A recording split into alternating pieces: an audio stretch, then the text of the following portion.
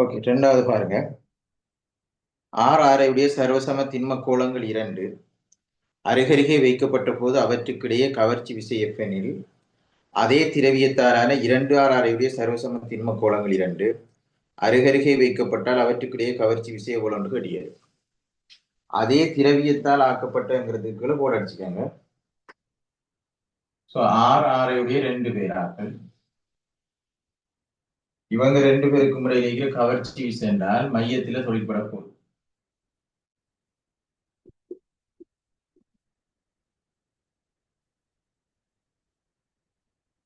இரண்டு ஆர் ஆருடைய சொல்லி சொன்னால் அதே திரவியம் வேற,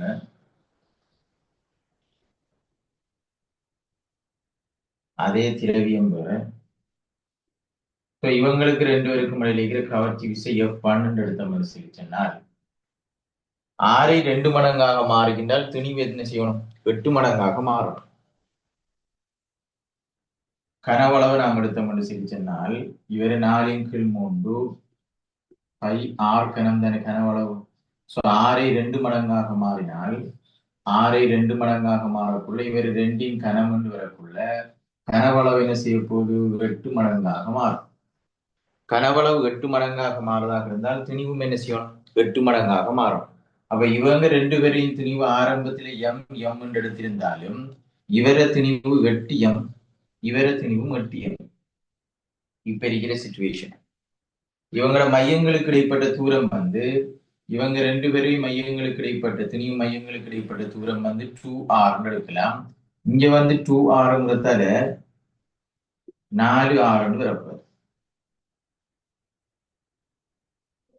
ஸோ இவருக்கு நாம் எடுத்தோம் என்றால் எஃப் சமன் ஜி கேபிட்டல் எம் ஸ்மால் எம்முக்கு பதிலாக எம் வர்க்கம் என்று வரப்போகுது. அதன் கீழ் 2R முழுவதன் வர்க்கம் என்று வரும். இங்க வந்து ஜி எம் வர்க்கத்தின் கீழ் 4R வர்க்கம் என்று வரப்போகுது. இங்க F1 நாம் எடுத்தோம் என்றால் F1 சமன் இவங்க ரெண்டு பேரும் 8M திணிவு ஜி இன்டு 8M முழுவதன் வர்க்கம் என்று வரப்போகுது. அதன் கீழ் தூரம் வந்து 4R, அதன் முழுவதன் வர்க்கம். 8 தர 8 எவ்வளவு? 64 வரப்போகுது. 64 கீழுக்கு 16 வரப்போகுது. நான் இதை இப்படி சுருக்கப்பேன், 4 மட்டும் சுருக்கினால் 64 4 மட்டும் சுருக்கினா 16 வரணும். 16 ஜி எம் வர்க்கத்தின் கீழ் 4R வர்க்கம் வரும். 4 மட்டும் சுருக்கினோம். இந்த ஜிஎம் வர்க்கத்தின் கீழ் 4R வர்க்கத்தின் பதிலாக எஃப்னு போட்டோம் என்றால் F1 சமம் எவ்வளவு? 16. மூன்றாவது கேள்வி, பக்க நீளம் எல்லையுடைய சமபக்க முக்கோணி ஒன்றின் ஒவ்வொரு உச்சியிலும் எம் திணிவுடைய 3 திணிவுகள் வைக்கப்பட்டுள்ளன. இவற்றுள் ஏதாவது ஒன்றில் தாக்கும் விளைவு விசையை காண்க சொல்லி சொல்ல. நமக்கு ஒரு சமபக்க முக்கோணி எடுங்க, இதுல 3 உச்சிகள்லையும் எம் திணிவுகள் வச்சிருக்கோம்னு சொல்லி சொல்ல. இவரின் எம் திணிவு எம் திணிவு எம் திணிவு இவற்றுள் ஏதாவது ஒன்றில் தாக்கும் விளைவு விசை. இப்ப இவங்க ரெண்டு பேருக்கும் இடையில கவர்ச்சி விசை ஒன்று காணப்படும். இந்த ரெண்டு திணிவுகளுக்கும் இடையில எல் நீளம், ரெண்டு பேருக்கும் இடையில ஆளுக்கால் கவருவாங்க. இது ஒரு எஃப் விசைன்னு சொல்லி சொன்னால் அதே எல் நீளத்துலதான் இவங்க ரெண்டு பேரும் இருக்காங்க, அதே பருமனுங்கிறதால இவரும் வந்து F0 எடுக்கிறாங்க ரெண்டு விசைகள். ஒரு திணிவில இந்த திணிவாலையும் கவர்ச்சி விசை வரும், இந்த திணிவாலையும் கவர்ச்சி விசை வரும். ரெண்டு பேராலையும் கவர்ச்சி விசை வரப்போகுது. இப்ப விளைவுள் விசை அப்படின்னு செய்யணும், நடுவர போகும். அதை நம்ம எஃப்ன்னு எடுத்தோம்னால் விளைவுள் விசை எஃப் சமன் ரெண்டு சமனான விசைகள் தாக்குதாக இருந்தால் F0 மொத்தம் 60 பாகை 2 F0 cos 30 பாகை என்று வரும். காவி கூட்டல் 2p cos θ/2 படிச்சிருப்பீங்க. அவர் 2F0 cos 30 பாகை. இந்த θ வந்து எவ்வளவு? 60 பாகை. சமபக்க முக்கோணி தானே, θ வந்து 60 பாகையாக இருக்கிறது. அப்ப நமக்கு இந்த F0 வந்து நமக்கு காணணும். இந்த F0ங்கிறது என்னது? இவங்க ரெண்டு பேருக்கு இடையிலே கவர்ச்சி விசை.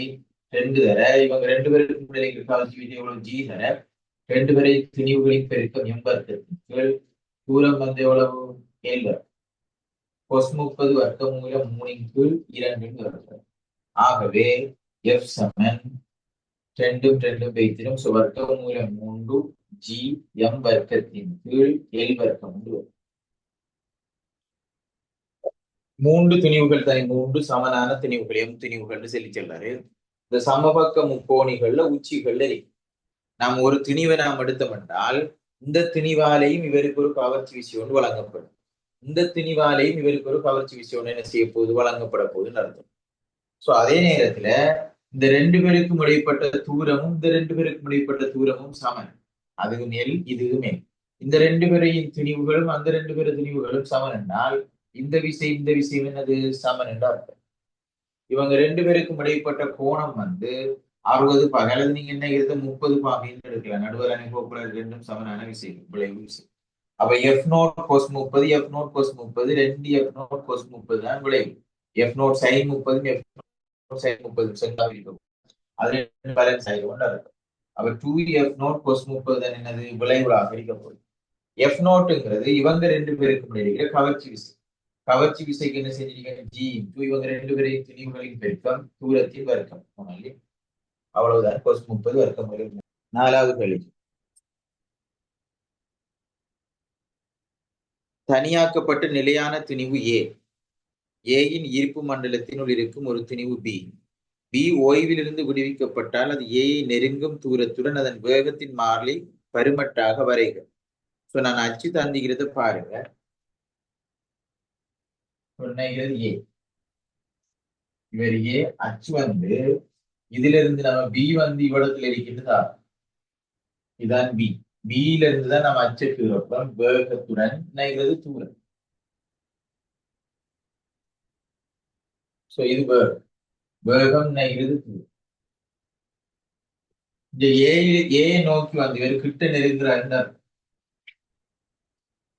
இவர் இந்தியால போக போக ஏக்கு கிட்ட போறாருன்றதுன்னு அர்த்தம். இப்ப கிட்ட போறாருன்னு சொல்லி சொன்னால் உங்களுக்கு தெரியும் விசை எஃப் சமன் என்னது G capital M small M over 2 பேருக்கு இடைப்பட்ட தூரத்தின் வர்க்கம். கிட்ட நெருங்க ஆர் குறைந்ததால் எஃப் வந்து என்ன செய்யணும் அதிகரிக்கணும்னு அர்த்தம். விசை அதிகரிக்கிறதாக இருந்தால் வேகமும் என்ன செய்யணும் அதிகரிக்கணும். 6 முடுக்கணுமாங்க இல்லையா 6 முடுக்குறதால வேகமும் அதிகரிக்கணும். சோ இவர் துணிபுறந்த எல்லை வேகம் இருந்தால் இவர் நகரலாம். இங்கிருந்து நமக்கு வேகம் 0 இருந்தாலும் படிப்படியாக கூடிக்கிட்டே போகணும். அதிகரிக்கும் 6 முடுக்கலாக இருக்கணும். சோ ஆனா தூர நேர வரைக்கும் இல்லை. வேக நேர வரைக்கும் இல்லை இருந்தாலும் தூரம் போக போக குறைகிறதால என்ன செய்யணும் வேகம் கூடிக்கிட்டே போகணும்னு காட்டும். 5வது கேள்வி.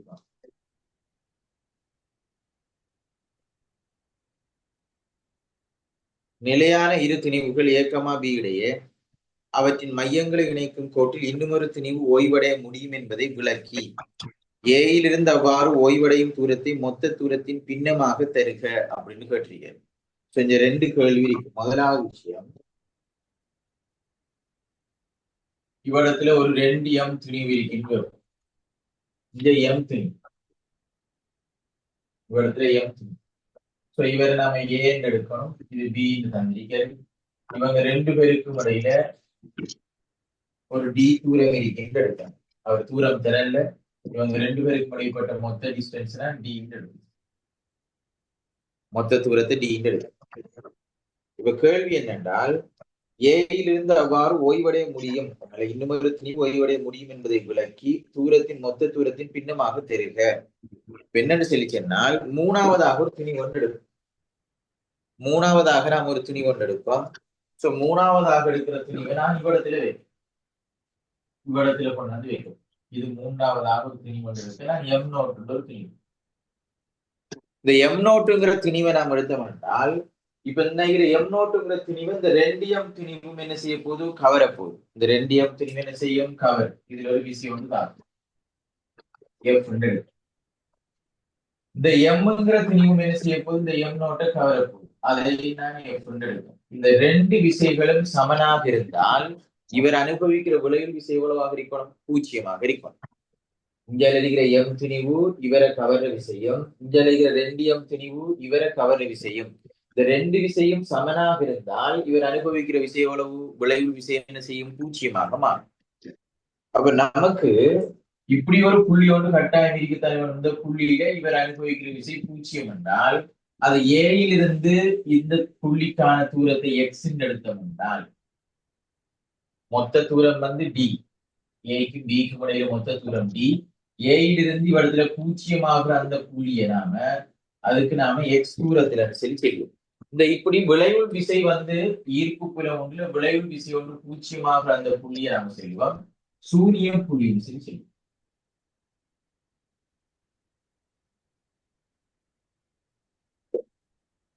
ஈர்ப்பு புலத்துல விளைவுள் விசை பூஜ்ஜியமாகிற ஈர்ப்பு விசை வந்து பூஜ்ஜியமாகிற புள்ளியை நாம செல்வோம் சூனிய புள்ளி அப்படின்னு நாம செல்வோம். இது ஈர்ப்பு புலம் மட்டும் இல்ல, மின் புலம், காந்த புலம் எல்லாத்துக்கும் பெருக்கலாம். மின் புலத்துல மின் விசை பூஜ்ஜியமாகிற புள்ளிய சூனிய புள்ளின்னு சொல்லி சொல்லுவோம். காந்த புலத்துல காந்த விசை பூஜ்ஜியமாகிற புள்ளிய சூனிய புள்ளின்னு சொல்லி சொல்லுவோம். இந்த ஈர்ப்பு புலத்துல ஈர்ப்பு விசை பூஜ்ஜியமாகிற புள்ளிய நம்ம சூனிய புள்ளின்னு சொல்லி சொல்லுவோம். சோ இப்ப அவர் கேட்டுக்கிற கேள்வி என்னென்றால், ஏயிலிருந்து அவ்வாறு ஓய்வடையும் தூரத்தை மொத்த தூரத்தின் பின்னமாக தெரியுது. அப்ப மொத்த தூரம் வந்து எவ்வளவு? டி. மொத்த தூரம் டி. ஏயிலிருந்து ஓய்வடையும் தூரம் எவ்வளவு? எக்ஸ். அப்ப டி எக்ஸ் இன்டு டி சமன் எவ்வளவுங்கிறதுதான் கேள்வி. மொத்த தூரத்தின் பின்னமாக தெரிகின்றால் எக்ஸ் இன்டு டிங்கிறது எவ்வளவுதான் கேள்வி. அப்ப நமக்கு தெரிஞ்சது என்னென்றால் இவ்விடத்துல இருக்கிற எம் நோட் துணியும் இந்தியாவில் இருக்கிற கவர்ச்சி விஷயம், அங்கே இருக்கிற கவர்ச்சி விஷயம் என்னது? சமன். மொத்த தூரம் டி ஆக இருந்தால் இதுல இருந்து இவர மையத்துக்கான தூரம் என்ன வரணும்? டி மைனஸ் எக்ஸ் என்று வரும். மொத்த தூரம் டி ஆக இருந்தால் இவங்க ரெண்டு பேருக்கும் இடைப்பட்ட தூரம் என்ன வரைக்கணும்? டி மைனஸ் எக்ஸ் ஆக இருக்கும். பிரச்சனை இருக்கா? சோ இவர் டி மைனஸ் எக்ஸ். இப்ப என்ன விசையை நாம் எடுத்தோம்னா, இங்க இருக்கிற விசையை நாம் எடுத்தோம்னால் இவங்க ரெண்டு பேருக்கும் இடையில இருக்கிற கவர்ச்சி விசை ஜி இன்டு இவர திணிவு 2m, அவர திணிவு எம் நோட், ரெண்டு பேருக்கும் இடைப்பட்ட தூரம் எவ்வளவு?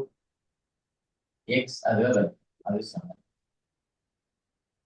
இவங்க ரெண்டு பேருக்கும் இடையில கவர்ச்சி விசை எடுத்தோம்னா ஜி இன்டு அவர திணிவு எம், இவர திணிவு எம் நோட், அதன் கீழ் இந்த தூரம் வந்து எவ்வளவு? டி மைனஸ் எக்ஸ் முழுவதன் வர்க்கம் வந்து வரும்.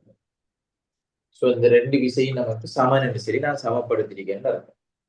இப்போ உங்களுக்கு G M M naught, G M M naught எல்லாம் போனால் மொத்தமாக 2 இன்டு எக்ஸ் வர்க்கம் சமன் 1 இன்டு டி மைனஸ் எக்ஸ் முழுவதன் வர்க்கம். நாம வர்க்க மூலம் எடுத்துக்கொண்டால் இதை குறுக்கு பெருக்கம் செய்வோம். இதை குறுக்கு பெருக்கம் செஞ்சு வர்க்க மூலம் எடுத்தோம்னால் இவர் வர்க்க மூலம் 2 வரப்படுறாரு. இதை குறுக்கு பெருக்கம் செஞ்சோம்னா வர்க்க மூலம் எடுத்துட்டோம். அப்ப டி மைனஸ் எக்ஸ் மட்டும்தான் வரும். இவரும் வர்க்க மூலம் எடுத்துட்டாலே எக்ஸ் தர 1 வரும். ஓகே தானே? சோ எனக்கு தேவையானது வந்து எக்ஸ் இன்டு டி. ஆகவே நான் இது ரெண்டையும் பெருக்கப்புறம் வர்க்க மூலம் 2d மைனஸ் வர்க்க மூலம் 2x சமன் என்னது? எக்ஸ். அப்ப இவர் அங்கால கொண்டு போனோம்னால் வர்க்க மூலம் 2d சமன் இது அங்கால போக்குள்ள 1 பிளஸ் வர்க்க மூலம் 2 இன்டு எக்ஸ் என்று வரும். ஓகே தானே? அப்ப எக்ஸ் இன்டு டி சமன் என்னவாக இருக்கணும்? எக்ஸ் இன்டு டி தான் நமக்கு கேள்வி. அப்ப டி கீழுக்கு எடுத்து இதை நம்ம எடுத்தோம் என்றால் வர்க்க மூலம் 2 இன்டு 1 பிளஸ் வர்க்க மூலம் 2. இது ஓகேவா? கவனிங்க, நமக்கு வந்து சூரிய புள்ளின்றதை ஐடென்டிஃபை பண்ணணும். சூரிய புள்ளிங்கிறது என்னன்னு சொல்லி சொன்னால், சூரிய புள்ளிங்கிறது இவரால வழங்கப்படுற விசையும் இவரால வழங்கப்படுற விசையும் சேர்ந்து பூஜ்ஜியமாக வரணும். இப்ப நம்ம இந்த புள்ளி எடுத்தோம்னா, அந்த திணிவை நாம் எடுத்தோம் என்றால் இந்த திணிவு என்ன செய்ய போது? கவர்ச்சி விசையால இழுக்க போகுது. அந்த திணிவு என்ன செய்ய போது? இழுக்க போகுது. ரெண்டும் என்னது?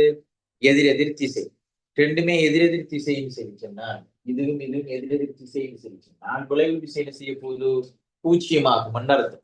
விளைவு விசை பூஜ்ஜியமாகும் அர்த்தம்.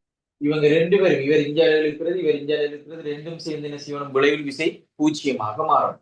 விளைவு விசை பூஜ்ஜியமாக மாறுதாக இருந்தால் அதை நாம சூரிய புள்ளி சரி செய்யும். அப்ப இவர் என்ன செய்வார்? அந்த இடத்துல ஓய்வுல இருப்பாருன்னு அர்த்தம். அப்ப இவங்க ரெண்டு பேருக்கும் இடையில இருக்கிற கவர்ச்சி விசையும் இந்த ரெண்டு பேருக்கும் இடையில இருக்கிற கவர்ச்சி விசையும் சமப்படுத்தும். இவங்க ரெண்டு பேருக்கும் இடையில இருக்கிற கவர்ச்சி விசை எக்ஸ் தூரத்துல இருக்கு இவங்க ரெண்டு பேருக்கும் இடையில. அந்த ரெண்டு பேருக்கும் இடையில டி மைனஸ் எக்ஸ் தூரத்துல இருக்கு. ஸோ கவர்ச்சி விசையை சமப்படுத்தி நாம என்ன செய்யறோம், எக்ஸ் சிங்கிள் டியை எழுவாய் மாற்றம் செய்யணும். நமக்கு தேவை எக்ஸ் சிங்கிள் டி தான் இல்லையா? ஸோ அதை நாம எழுவாய் மாற்றம் செஞ்செடுக்கோம். ஏதாவது பிரச்சனை இருக்கா உங்களுக்கு? விளங்கிட்டு தானே? இப்ப கவனிங்க, இன்னும் ஒரு விஷயத்தை நீங்க யோசிங்க. அப்போ இதே செட்டப் ரெண்டு திணிவுகளுக்கு இடையில நடுவுல ஒரு ஆளை சும்மா வச்சிருக்கலாம்னு அர்த்தம்.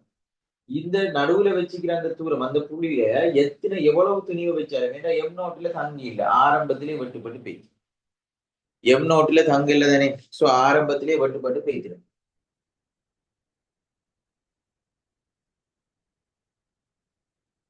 ரெண்டு சைட்லயும் சமன் என்று எப்படி எடுக்கிறேன்னு சொல்லி சொன்னால் அவருதான் சொல்றாரு, நடுவுல ஓய்வில் இருக்கின்றே சொல்றாரு தானே.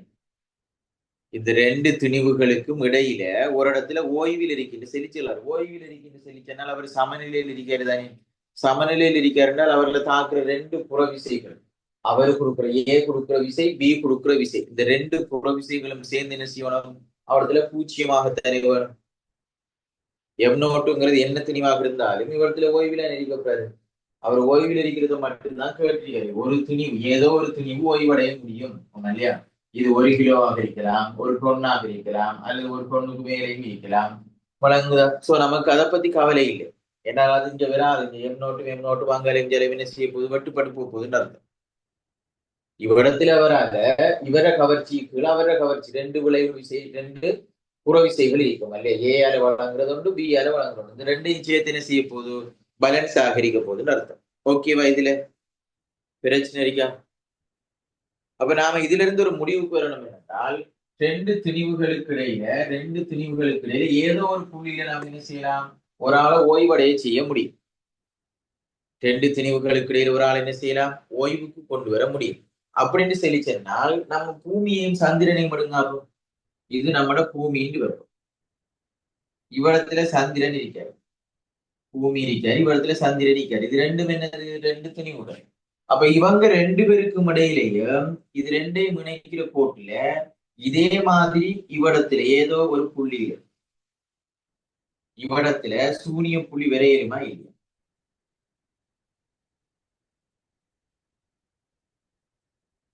அப்ப ரெண்டு பேரையும் இணைக்கிற கோட்டுல ஏதோ ஒரு புள்ளியில என்ன செய்யலாம், சூரிய புள்ளி வரலாம். இதுல ஏதாவது பிரச்சனை இருக்கா? இந்த சூரிய புள்ளியில ஏதாவது ஒரு திணிவு, நீங்க 1 கிலோகிராம் திணிவை வச்சாலும் சரி, 1 டொன்னை வச்சாலும் சரி, 1000 டொன்னை வச்சாலும் சரி, திணிவை பத்தி கவலை இல்லாம இவ்விடத்துல வைக்கிற பொருள் ஓய்வடைய முடியும். ஏன்னால் இவர கவர்ச்சி விசை, பூமியால் இருக்கிற கவர்ச்சி விசையும் சந்திரனால் இருக்கிற கவர்ச்சி விசையும் சமனாக வரக்குள்ள இவ்விடத்துல நீங்க எவ்வளவு வேணும்னாலும் என்ன செய்யலாம், ஓய்வடைய வைக்க முடியும். இதுல ஏதாவது பிரச்சனை இருக்கா? இல்லதானே? அப்ப நாம என்ன செய்ய போறோம்னு சொல்லி சொன்னால், இங்க இருந்து பூமியில இருந்து தனியை நாம என்ன செய்ய போறோம்னா கிளாஸை கொண்டு போய் இல்லையா, கிளாஸுகளை கொண்டு போய் அல்லது வேற ஏதாவது துணிவுகளை கொண்டு போய் இவ்விடத்துல நாம ஒரு பொட்டல் ஒன்று கட்டுவோம். இந்த சூரிய புள்ளியில நாம என்ன செய்யலாம், பொட்டல் ஒன்று கட்டலாமா இல்லையா? இங்க கொண்டு போய் இவ்விடத்துல வச்சோம்னா சும்மா தானே இருக்க போறாரு, அங்காலையும் போக மாட்டான் இஞ்சாலையும் போக மாட்டான்னால் அவடத்துல கொண்டு வந்து நாம என்ன செய்வோம், ஒரு பொட்டல் ஒன்றை கட்டுவோம். பிரச்சனை இல்லை தானே? சோ இந்த ஹோட்டல்ல வந்து நாம என்ன செய்வோம், இந்த ஹோட்டல் முழுக்க கிளாஸால கட்டுவோம். நம்ம சோ அழகா அடிக்கும். அப்ப நமக்கு அண்ணாந்து பாத்துக்கு படுத்தம் சொல்லி சொன்னால் நமக்கு என்ன செய்ய போகுது, சந்திரன் தெரியும் இல்லையா? புரண்டு படுத்தம் என்றால் என்ன தெரியும், பூமி தெரியும். விளங்கிட்டு தானே? அது இவ்விடத்துல ஓய்வடைய முடியுமா என்றால் அண்ணாந்து பார்த்தால் என்ன தெரியும், சந்திரன் தெரியும். புரண்டு படுத்தால் என்ன தெரியும், பூமி தெரியும். ஆகவே கொஞ்சம் நல்ல அடிக்குமா இல்லையா? ஒரு டூரிஸ்ட் ஹோட்டல் மாதிரி என்ன செய்யலாம், அழகா அடிக்கலாம். நான் சின்ன கன்செப்ட் விளங்கிட்டோம் உங்களுக்கு. வேணும்னா நம்ம பேரும் வச்சுக்கலாம், மூன் பரடைஸ் ஹோட்டல் இல்லையா? மூன் பரடைஸ் ஹோட்டல் சரி நம்ம பேரும் வச்சுக்கலாம். ஏதாவது சிக்கல் இருக்கா உங்களுக்கு? இல்ல சார். ஓகே தானே? இல்ல சார். அப்ப நம்மளோட ஹோட்டல் கன்செப்ட் ஓகே. ஆனா ஒரு விஷயத்தை நல்லா யோசிச்சு பாருங்க. அப்போ அண்ணாந்து பார்த்தால் நமக்கு என்ன தெரியும், சந்திரன் தெரியும். புரண்டு படுத்தால் என்ன தெரியும், பூமி தெரியும். சந்திரன் கொஞ்சம் அப்படியே சுத்தத்தனி வேணும், கொஞ்சம் நகர்ந்துக்கிட்டா சொர்க்கம் தெரியும் கடைசி. சந்திரன் அங்கர நகர்ந்துட்டு இருந்தால் மர கவர்ச்சி விசை இல்லையோ இல்லையா? ஆமாம் ஏதாவது சார். பிரச்சனை இருக்கா உங்களுக்கு? விளங்கிட்டா ஹோட்டல்? ஆமாம் ஓம் சார். விளங்குது சொர்க்கம்.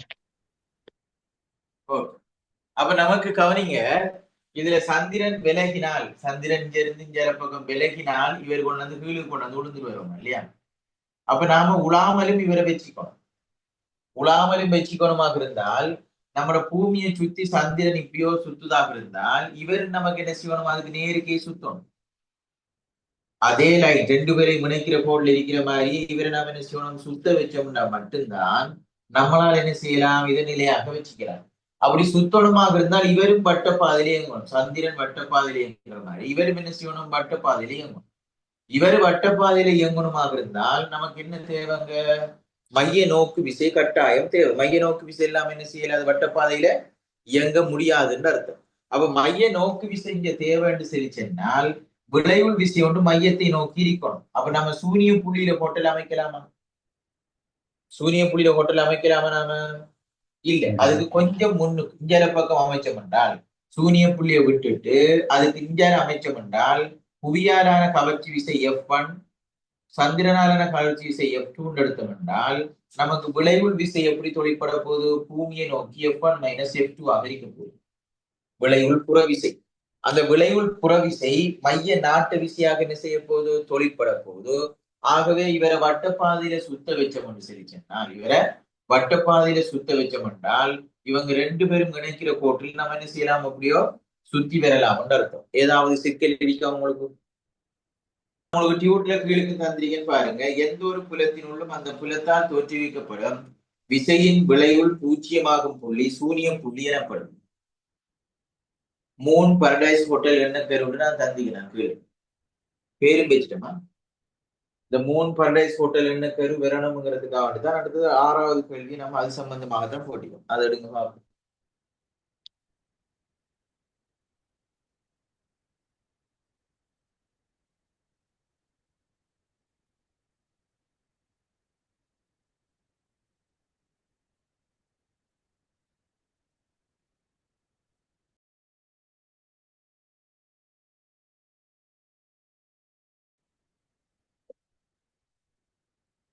நீங்க சந்திரனில் மக்களை குடியேற்றிய பின்னர் சந்திரனை நோக்கி செல்லும் விண்கலத்திற்கு பொருட்களை மாற்றுவதற்காக புவியினதும் சந்திரனதும் மையங்களை இணைக்கும் கோட்டின் வழியே எப்போதும் இருக்குமாறு விண்கல நிலையம் ஒன்றை உருவாக்க வேண்டியுள்ளது. அப்ப அவர் என்ன சொல்லாருன்னு பாருங்க. அப்ப சந்திரன்ல நாம குடியேற்றப்போம். அப்ப நாம இங்க பூமியில இருக்கோம். இவ்விடத்துல சந்திரன் இருக்காரு. சந்திரன்ல நாம குடியேற்றப்போம். அப்ப சந்திரன்ல குடியேற்றத்துக்கு நாம் என்ன செய்யணும்னால் இவங்க ரெண்டு பேரையும் இணைக்கிற கோட்ல ஏதோ ஒரு இடத்துல நாம பஸ் ஸ்டேஷன் மாதிரி நாம என்ன செய்யணும்? ஸ்டேஷன் ஒன்று அமைக்கப்படுறோம். இங்க கொண்டு போய் சாமான் எல்லாம் கொண்டு வந்து என்னது சேமிச்சு வைக்கிறது. தேவையான அளவுக்கு அங்க என்ன செய்யப்படுறோம்? டிஸ்ட்ரிபியூட் பண்ணணும். இப்ப சந்திரன்ல குடியேற்ற சம்பந்தமாக நம்ம பார்ப்போம். சந்திரனில் மக்களை குடியேற்றிய பின்னர் சந்திரனை நோக்கி செல்லும் விண்கலத்திற்கு பொருட்களை மாற்றுவதற்காக புவியினதும் சந்திரனதும் மையங்களை இணைக்கும் கோட்டின் வழியே எப்போதும் இருக்குமாறு இவங்க ரெண்டு பேரையும் மையங்களை இணைக்கும் கோட்ல இதுலதான் நாம் என்ன செய்ய போறோம்? அமைக்கப்படுறோம்னு சொல்லி சொல்றாரு. எப்போதும் இருக்குமாறு விண்கல நிலையம் ஒன்றை உருவாக்க வேண்டியுள்ளது. இந்நிலையம் புவியை சுற்றிய வட்ட மண்டலத்தில் இயங்குகிறது. ஏன் இவ்வாறான நிலையம் ஒன்றை உருவாக்க வேண்டும்? அப்ப இதுவும் வட்ட மண்டலத்தில் இயங்குதுனால் சத்தியம் என்ன செய்யல? சூரிய புள்ளியில வைக்கல அப்படின்னு அர்த்தம். ஏன் இவ்வாறான நிலையம் ஒன்றை உருவாக்க வேண்டும் அப்படின்னு சொல்லி கேட்க மேலுக்கே விட இருக்குத்தானே அந்த பந்தியிலே இருக்கு இல்லையா? குடியேற்றிய பின்னர் சந்திரன் நோக்கி செல்லும் விண்கலத்திற்கு பொருட்களை மாற்றுவதற்காக. அப்ப நீங்க அதை அழகா எழுதினீங்கன்னா சரி.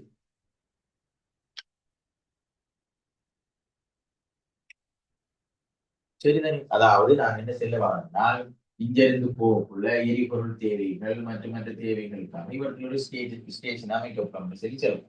அப்ப நீங்க எழுதுங்க அதுக்கு ஆன்சர். சந்திரனை நோக்கி செல்லும் விண்கலத்திற்கு ஆன்சர் எழுதுங்க. சந்திரனை நோக்கி செல்லும் விண்கலத்திற்கு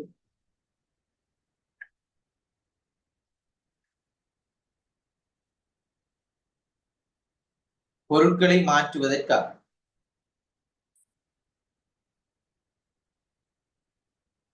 சந்திரனை நோக்கி செல்லும் விண்கலத்திற்கு பொருட்களை மாற்றுவதற்காக.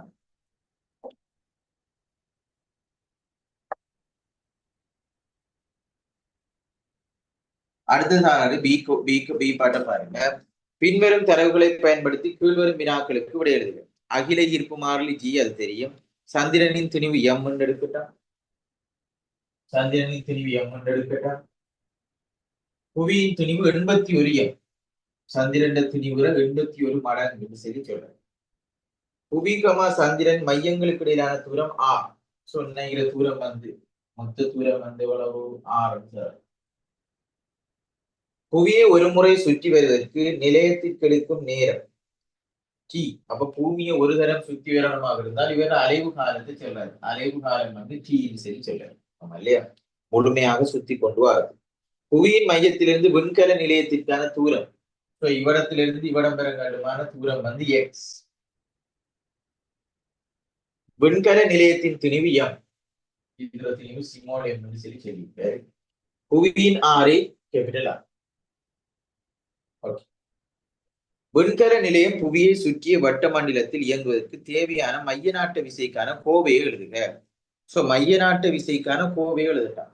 இப்ப நமக்கு இவர் இவ்விடத்துல இருக்காராக இருந்தால் இப்ப நமக்கு இது சூரிய புள்ளி இல்லைன்னு தெரியும். இவங்க ரெண்டு பேருக்கும் இடையில கவர்ச்சி விசை ஒன்று இருக்கும். நான் வந்து பூமியால இருக்கிற கவர்ச்சி விசைய எழுது.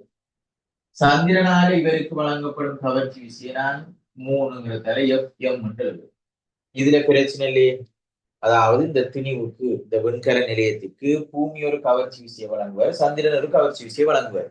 இவங்க ரெண்டு பேரும் இது பூமியை சுற்றி இப்படி ஒரு அலைவு காலம் Tங்கிற அலைவு காலத்துல பூமியை சுற்றி சுத்தணும் அப்படின்னு சொல்லி சொன்னால் மைய நாட்ட விசை என்ன செய்யணும்? பூமியை நோக்கிதான் இருக்கும். மைய நாட்ட விசைங்கிற என்னது? இவர்ல தாக்குற விசைகளின் விளைவுள் தான் மைய நாட்ட விசை. ஆகவே நாம் எழுதலாம் மைய நாட்ட விசை.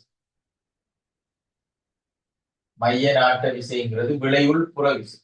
அப்ப மைய நாட்ட விசை சமன் இந்த திசையில உங்களுடைய பூமியில மையத்தை நோக்கி FE மைனஸ் FM.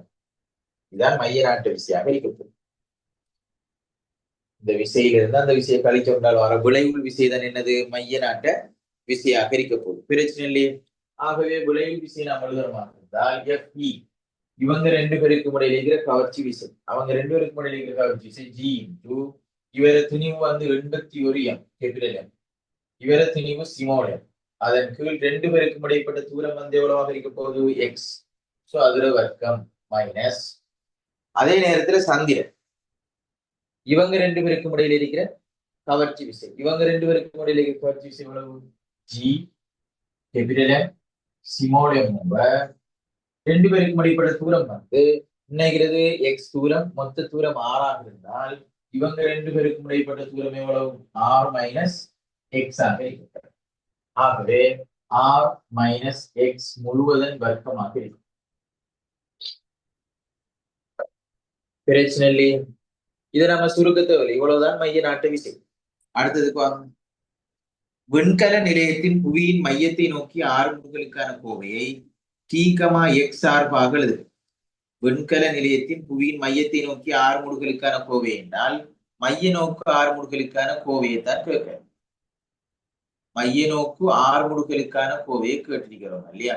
விண்கல நிலையம் புவியை சுற்றி வட்ட மண்டலத்தில் இயங்குவது போது விண்கல நிலையத்தின் புவியின் மையத்தை நோக்கி 6 முடுகளுக்கான கோவையை T,X சார்பாக எழுதுக அப்படின்னு சொல்லிச்சாரு. அப்ப நமக்கு இவருக்கு வந்து மைய நோக்கு 6 முடுகள், மைய நோக்கு 6 முடுகள் நாம மைய நோக்கு 6 முடுகள், மைய நோக்கு 6 முடுகள், மைய நோக்கு 6 முடுகள் சமன் இவர மையத்தை நோக்கி 6 முடுகள் எவ்வளவு? R ஒமேகா வர்க்கம் இல்லையா? R ஒமேகா வர்க்கம். ஆனால் இவர் R வந்து Xங்கிறதால X ஒமேகா வர்க்கம் எழுதிடும். R ஒமேகா வர்க்கம் தான். அலைவு காலம் தெரியும்ங்கிறதால X இன்டு ஒமேகாவுக்கு பதிலாக 2π இன்டு T, ஒமேகாவுக்கு பதிலாக 2π இன்டு T அதுல வர்க்கம். ஆகவே 4π வர்க்கம் X இன்டு T வர்க்கம் என்று வரப்போது மையம். அடுத்த கேள்விக்கு வாங்க.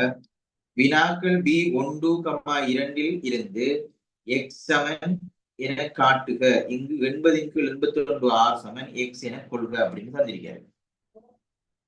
சோ அந்த இதை காட்டுட்டோம். அப்ப 1 2ல இருந்து நாம் என்ன செய்வோம் என்றால் மையத்தை நோக்கி இவருக்கு இந்த திணிவுக்கு, அதாவது நம்ம விண்கல நிலையத்துக்கு மையத்தை நோக்கி எஃப் சமன் எம்ஏ பாவிக்கும். மையத்தை நோக்கி எஃப் சமன் எம்ஏ பாவிக்கும். மையத்தை நோக்கி எஃப் சமன் எம்ஏ பாவிச்சென்றால் எஃப்ங்கிறது என்னது? விளைவுள் புற விஷயம் இல்லையா? விளைவுள் புற விஷயம் தான் மைய நாட்டு விசை சொன்னறிகிறது. விளைவுள் புற விசை அது மைய நாட்டு விசை.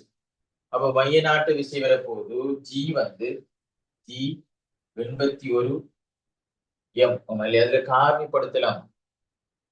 ஓகே, பிரச்சனை இல்லை. G 81 M M into X வர்க்கம் minus G capital M small M into R minus X முழுவதும் வர்க்கம் சமன் நம்ம எஃப்க்கு எழுதிட்டோம். அவரை திணிவு வந்து எவ்வளவு? ஸ்மால் எம் தான் திணிவு எம் இன்டு மையத்தை நோக்கி ஆர் முழுகள் எவ்வளவு உன்னரிக்கிறது? ஆர் முழுகள் அப்ப அப்படியும் மாத்திரின சிறிதன் பை வர்க்கம் இன்டு எக்ஸ் இன்டு டி வர்க்கம்.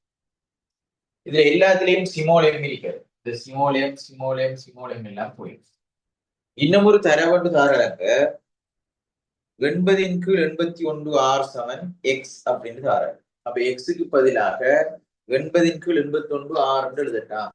அப்ப நாம இதுல கொண்டு வந்து இவ்விடத்திலே நாம ஜி 81 எம் அதன் கீழ் எக்ஸ் வர்க்கம் மைனஸ் ஜி கேபிட்டல் எம் கீழ் ஆருக்கு பதிலாக 81 எக்ஸ் அதன் கீழ் 80 மைனஸ் எக்ஸ் அதுல வர்க்கம் சமன் 4 பை வர்க்கம் எக்ஸ் கீழ் டி வர்க்கம். அப்ப நமக்கு இதுல போமாசு 80 இங்க போக்குள்ள மேலுக்கு 80 வந்துடும்.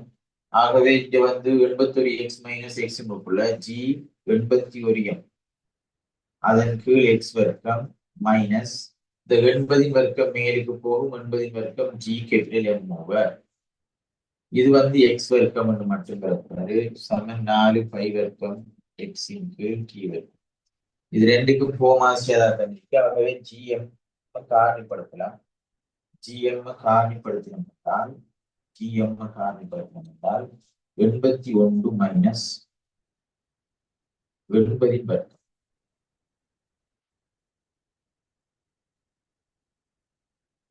இந்த எக்ஸ் கணம் என்று வரப்பாரு சமன் 4 பை வர்க்கம் எக்ஸ் கணத்தின் கீழ் டி வர்க்கம் என்று வரப்பாரு.